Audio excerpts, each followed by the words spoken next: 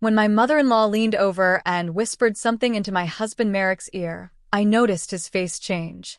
He looked angry, his jaw tightened, and before I could even process what was happening, he suddenly grabbed my hair and punched me hard in the face. I fell, dazed and terrified, unable to believe what had just happened. Desperate, I called the police, hoping someone would help me. But when they arrived, my heart sank. The officer knew Merrick. Instead of helping, he brushed off my pleas, saying I had no proof. In that moment, I felt completely alone and unsafe. I realized I needed a new plan if I wanted to protect myself, so I decided to take matters into my own hands. Looking back, I remember the first day I brought my daughter, Cassandra, home from the hospital. The joy was incredible, but the exhaustion was just as real. My name is Evelyn, I'm 32 years old, and adjusting to motherhood felt like a whirlwind. Those first weeks were filled with sleepless nights, endless feedings, and trying to keep up with the chaos that seemed to fill every corner of our home in Austin, Texas. The house was always messy, laundry stacked up, and the kitchen constantly cluttered. My husband Merrick was working long hours, and I often felt like I was just barely managing to hold it all together. One particularly difficult afternoon, I was struggling to soothe Cassandra, who wouldn't stop crying, when the doorbell rang unexpectedly. I looked around our messy home and felt a wave of shame. I hadn't had a chance to clean, and the sight of the cluttered kitchen only added to my stress. I opened the door, and there stood Ember, Merrick's mother. Ember had a way of commanding attention, and the moment she stepped inside, her sharp gaze took in the state of our home. "Well, look at this," Ember said as she walked in, her eyes taking in the messy room. "I see things haven't improved since the last time I was here." I forced a smile, but it felt strained. Hi, Amber. "I'm just a bit overwhelmed with everything right now." Her gaze swept over the living room, noting the scattered toys and the pile of dishes in the kitchen. "Overwhelmed? It looks more like you've given up. Is this really how you plan to raise my granddaughters?" Her words hit hard, but I tried to keep my cool. "I'm doing my best," I said. "It's just been a lot to handle lately." Ember's disapproval was clear. She walked into the kitchen, eyeing the clutter. "This place is a mess. How do you expect to manage anything if you can't even keep your house in order?" My cheeks burned with embarrassment. Merrick was rarely home because of his long work hours, so most of the responsibilities fell on me. I was doing all I could, but it was obvious that my efforts were not enough for Ember. Just then, the front door opened and Merrick walked in. His face lit up when he saw his mother. Mom. "I didn't know you were stopping by." Ember took the chance to complain right away. "Merrick, look at this. Your wife can't even keep the house in order. It's like she's completely lost control." Merrick looked around, his face falling as he took in the mess. "Evelyn, we need to talk about this. I know it's hard, but you need to prioritize better." A knot formed in my stomach. "Merrick, I'm trying my best. It's not as simple as it looks." Ember jumped in, her voice cold. "Being a mother isn't just about taking care of a baby. It's about managing the home and showing responsibility." Merrick's face shifted, looking between his mother and me, unsure of what to do. Finally, he said, "Maybe Mom's right, Evelyn. Maybe we need to talk about what's at stake here." Ember's voice grew sharper. "She doesn't need to talk. She needs to learn discipline. This isn't how we live in our family." The tension in the room was heavy. Merrick, who would usually stand by me, was now looking at me with a mix of frustration and disappointment. "Evelyn, this just isn't okay." Before I could respond, Ember leaned close to Merrick, whispering something in his ear. I saw his face harden as he looked back at me with a cold, unreadable expression. "Maybe you're right," Merrick finally said, his voice full of hesitation. "Maybe you do need to learn the hard way." My heart sank as I saw his expression darken.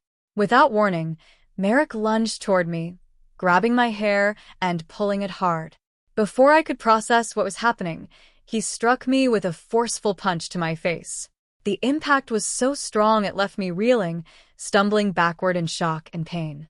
I clutched my cheek, feeling the sting, but what hurt even more was the deep sense of betrayal. Tears filled my eyes, blurring my vision, as I tried to make sense of what he'd just done. Cassandra, my little girl, had been quiet up until then, but she began to cry, her tiny voice adding to my heartbreak and distress. Feeling completely desperate, I fumbled for my phone with shaking hands and dialed 911. I was sure the police would help, that they would bring some relief to this nightmare. But when the officer arrived, I felt my heart sink again. I could see he recognized Merrick. They were old friends. His calm, dismissive expression as he listened to my story made my stomach turn. "I'm afraid I can't do much without clear evidence," the officer said, casting a quick glance at Merrick. "There's just not enough here to act on." I was stunned, feeling abandoned by the very person who should have helped me. "But he hit me," I pleaded. "Can't you do anything?" The officer shook his head, his face unchanging. "Without solid proof, my hands are tied. Maybe next time, try to gather more evidence before calling us." With that, he left, leaving me feeling more isolated than ever. I turned to Merrick, who stood there with a cold, emotionless expression. Beside him was Ember, his mother, looking smug and satisfied, as if pleased with what had just happened. The betrayal cut deeply, coming from not only Merrick, but also the officer. As the door closed, I cradled Cassandra in my arms, sinking to the floor, feeling utterly alone. The home I had once loved now felt more like a prison, each wall closing in on me. The physical pain from the punch was nothing compared to the storm of emotions inside. I realized right then that my life had turned into something I could no longer bear. In that moment, a resolve began to form within me. I knew I couldn't stay here any longer, not for myself, and especially not for Cassandra. Merrick's actions, fueled by Ember's influence, had crossed a line. I needed to escape and build a safe, happy life for me and my daughter. This was the start of a journey that would test my strength in ways I had never imagined. The days that followed the attack were some of the hardest I'd ever endured. My face hurt, and the emotional wounds ran even deeper, but underneath the pain, I felt something stronger growing: determination. I had to get out of this toxic environment. I had to protect Cassandra. But escaping wasn't going to be easy. Then, a few days later, I finally saw a glimmer of hope. Isla, my close friend from college, had always been someone I could trust. We hadn't spoken in a while, but I knew she was the one person who might understand and could possibly help me. I hesitated at first, not wanting to burden her with my troubles, but my desperation pushed me to call her. "Isla, it's Evelyn," I said, my voice shaky as I spoke into the phone. "I need your help. Things have gotten really bad. Merrick, he hit me, and the police didn't help. I can't stay here anymore. I'm scared." Isla's voice filled with concern immediately. "Oh, Evelyn, I'm so sorry to hear this. You don't deserve any of this. Listen, I'm an investigator now. I can help. Let's meet and talk about what you need to do." We arranged to meet at a coffee shop. When I walked in, I saw her already sitting there, looking calm and collected, just as I remembered her. I sat down across from her, feeling both anxious and relieved. Here was someone who cared, who understood, and who might be able to help me get out of this terrible situation. "So, what's the plan?" Isla asked, her gaze steady and reassuring. I took a deep breath, trying to steady my voice. "I need to leave Merrick, but I don't have proof of the abuse. I need evidence to show what's really happening, that his behavior is dangerous, and that Ember's influence over him is only making things worse." Isla listened carefully, nodding as I explained everything. She seemed determined and confident, and her support gave me a spark of hope that maybe, just maybe, I could make it through this and build a new life for myself and Cassandra. "We'll need to document everything," Isla said firmly. "Do you have any recordings, messages, or proof of the abuse?" I shook my head. "I don't, but I'm willing to do whatever it takes." Isla's expression softened with sympathy. "Then let's start by gathering as much evidence as possible. Document your interactions with Merrick and Ember.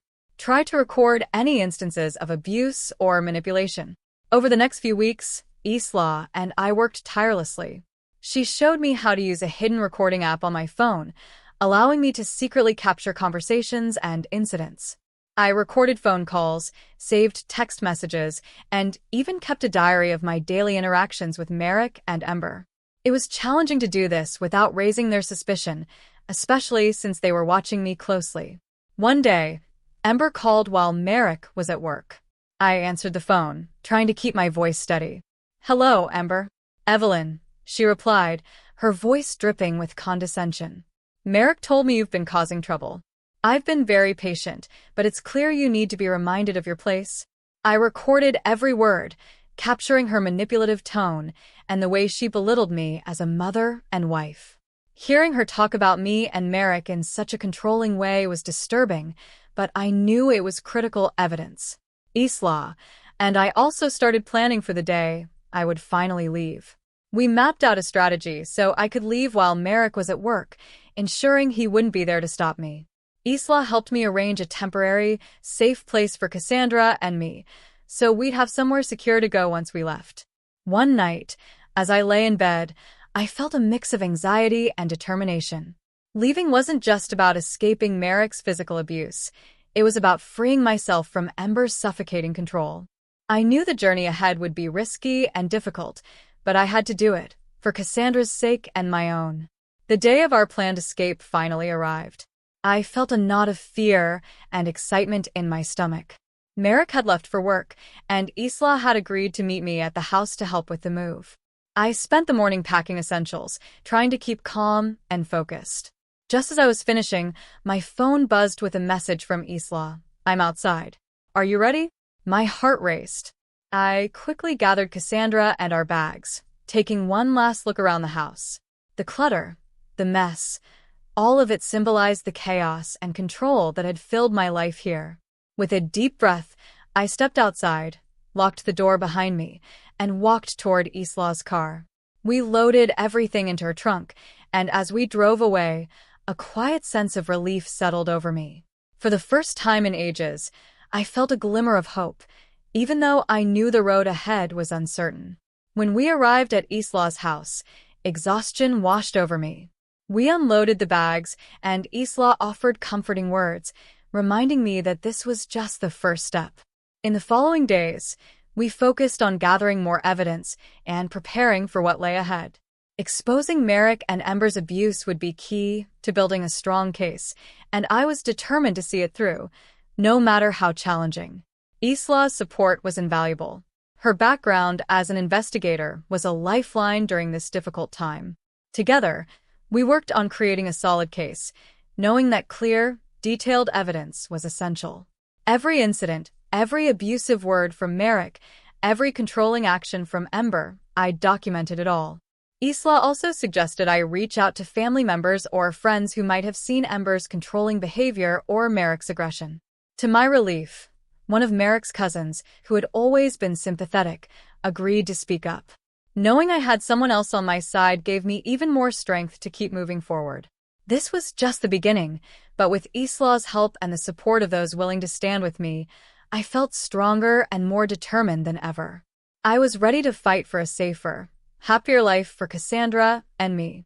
Merrick's cousin provided a written statement, sharing her observations of Merrick's aggressive behavior and Ember's constant interference in our marriage. With this final piece of evidence, Isla and I started organizing everything we had gathered. We knew that simply having proof wasn't enough. We needed to present it in a way that was clear, convincing, and thorough.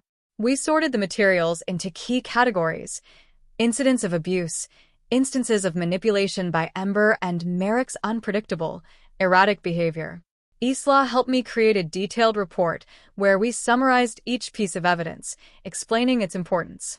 We added timestamps and gave context for every recording, making sure everything was as precise and clear as possible. The work was overwhelming, but we both knew it was essential to build a solid case. One day, Isla and I met with a lawyer who specialized in domestic abuse cases. She carefully reviewed our evidence, listening to recordings and reading through documents. After going through everything, she looked at us and said, "You have a strong case, but we'll need to make sure it's presented clearly. I'll help you file a restraining order and press charges." Her words filled me with hope. Having legal support made me feel more secure, knowing there was someone to help us navigate this complex process. Together, we prepared all the necessary paperwork, making sure our evidence was organized and complete. Finally, the day of the court hearing arrived. My nerves were frayed, but Isla stayed by my side, offering steady support. As we walked into the courthouse, I felt the weight of all our efforts and the hope for justice pressing down on me. The atmosphere was tense, and I could feel my heart pounding as we waited for our turn. When it was time to present our case, a mix of fear and adrenaline surged through me. Isla's expertise helped guide us through each step as we shared our evidence. We played recordings, presented documents, and included statements from Merrick's cousin and other witnesses who had seen Ember's controlling behavior. The courtroom was silent as each piece of evidence was revealed. I noticed the judge's expressions change as he listened and reviewed the material. It was clear that he understood the gravity of our situation. Presenting everything was nerve-wracking, but I knew this moment represented all the hard work Isla and I had done. As the hearing wrapped up, we waited anxiously for the judge's decision. It was a tense period, filled with hope and worry. Days later, we finally received the news we'd been waiting for. The judge had ruled in our favor. Merrick and Ember would face legal consequences for their actions. This was a huge victory, but I knew our journey wasn't over. Isla and I continued to work on securing a new apartment for me and Cassandra, finalizing all the details so we could start fresh. Winning in court was just the beginning of our path to a safe, independent life. With Isla's support and the justice system behind us, I felt a renewed sense of hope and determination. Looking back on everything, I realized how much this fight for justice had changed me. It had tested my strength, resilience, and determination. Each step forward gave me more confidence, making me believe that I could overcome challenges that once seemed impossible. With the court's decision on our side, Isla and I felt a mix of relief and caution. Our evidence had made an impact, but the final step, ensuring Merrick and Ember faced real consequences, was still ahead. Isla, our lawyer, and I worked closely with the police to make sure justice would be served. We compiled a complete dossier with all our evidence, recordings, text messages, witness statements, and every detail that would help authorities understand the full extent of what I had endured. Turning over our hard work to the police was a powerful moment. I felt like we were finally closing a painful chapter of my life, setting the stage for a safer, happier future for me and Cassandra. With Isla's expertise and my first-hand accounts, our case was as strong as it could be. When the day of the arrest finally arrived, my heart raced with a mix of fear and hope. Merrick and Ember still had no idea what was coming, and I couldn't help but feel nervous about how they'd react. Isla was by my side, keeping me calm and focused as we waited. She advised me to stay a safe distance from their house to avoid any direct confrontation. In the afternoon, we watched from a distance as the police arrived at Merrick and Ember's home. My emotions were a tangled mess of anxiety, relief, and anticipation. The officers moved slowly, taking their time as they approached the house. The wait felt endless. Every minute stretched as I held my breath. Finally, after what seemed like hours, Isla's phone buzzed. One of the officers called to confirm that Merrick and Ember had been arrested. Hearing the news, I felt an overwhelming weight lift from my shoulders. This long, painful journey had finally reached its peak, and the people who had tormented me were now facing real consequences for their actions. That evening, as the sun set over Austin, I felt a deep sense of closure. It wasn't just about winning in court, it was about reclaiming my life and standing up for my right to safety and respect. With Merrick and Ember facing charges, I could finally imagine a future without the constant threat of their abuse. In the following days, I focused on settling into my new apartment with my daughter. Moving was exhausting, both physically and emotionally, but it also symbolized a fresh start. I took my time setting up our new home, making it a peaceful, comforting place for us to heal and start over. I wanted it to be a space filled with love and safety. Isla continued to be a steady friend and guide, helping me navigate the challenges of my new life. She made sure I had access to the resources and support I needed. Her presence was a reminder of the strength and support that had carried me through this difficult time. Even as the legal process continued, I stayed informed about the court proceedings and was prepared to testify if needed. I wanted to see this through, to ensure that Merrick and Ember were held accountable for the pain they had caused. Reflecting on everything that had happened, I felt grateful for the incredible support I had received from Isla and the legal system. Their help was essential in breaking free from the cycle of abuse and finding my way to a new life. This journey taught me the importance of resilience, courage, and the power of reaching out for help when facing adversity. When the day arrived that Merrick and Ember were officially charged, I felt a bittersweet sense of justice. Knowing they'd face consequences brought a feeling of relief, but I was also aware that the impact of their actions would stay with me. However, holding them accountable was crucial. It ensured that they couldn't harm me or anyone else again. As I settled into my new life, I often thought about the strength it had taken to confront such a painful situation. The support of friends, the legal victories, and my determination had all been essential in helping me rebuild my life. Now, I was focused on creating a positive and loving environment for my daughter, a place where we could be safe from the shadows of abuse and manipulation. In the end, my journey became a testament to resilience and the power of standing up against abuse. Each day, I felt stronger and more capable of facing the future with hope and confidence. I knew I was building a life where both my daughter and I could thrive, free from fear and surrounded by love. With Isla's expertise and my first-hand accounts, our case was as strong as it could be. When the day of the arrest finally arrived, my heart raced with a mix of fear and hope. Merrick and Ember still had no idea what was coming, and I couldn't help but feel nervous about how they'd react.